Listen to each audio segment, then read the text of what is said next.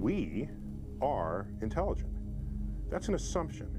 We have defined circumstances. We've defined behavior as exhibited by humans versus other animals. We've defined that to be intelligent, but would some other species make the same assessment? I think about this often. We have not successfully communicated in any meaningful way with any other species on Earth. A few hand gestures maybe, that's it. We haven't exchanged any kind of meaningful thoughts. Even species that are genetically similar to us, such as chimpanzees. So now let's go to some other planet, some other life form, and the audacity for us to even suggest that we would be able to communicate with it, when there's no DNA in common at all. We can't communicate with other life with common DNA. Go to another planet and say, well, we're intelligent solely so we can communicate with each other?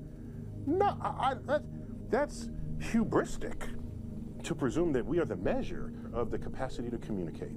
What I've noticed over the decades that I've paid attention to this, the other animals in the animal kingdom, whenever we presume some level of intelligence for them, further research shows that they're smarter than we ever thought, or cleverer than we ever gave them credit for being.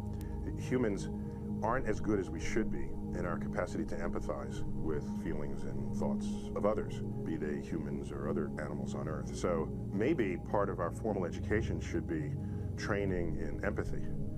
Imagine how different the world would be if, in fact, that were reading, writing, arithmetic, empathy.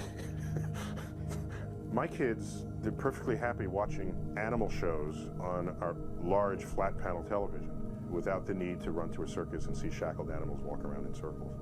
I think most children take very kindly to animals, and I've always remarked, not really understanding why it's so, but it clearly works, that most children's programming involves talking animals, bringing lessons to children rather than people. Something must happen after childhood for those who then feel compelled to disrespect the very animals that taught them how to spell or how to read.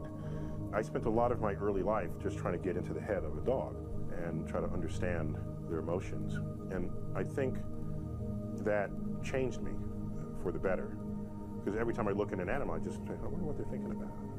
Animals, they behave in funny ways, and some of the highest hit YouTube clips are animals behaving in funny ways, usually in their interaction with their owners. I think that kind of exposure to the animal kingdom is a good thing, and people who separate themselves from that experience, that can't be good.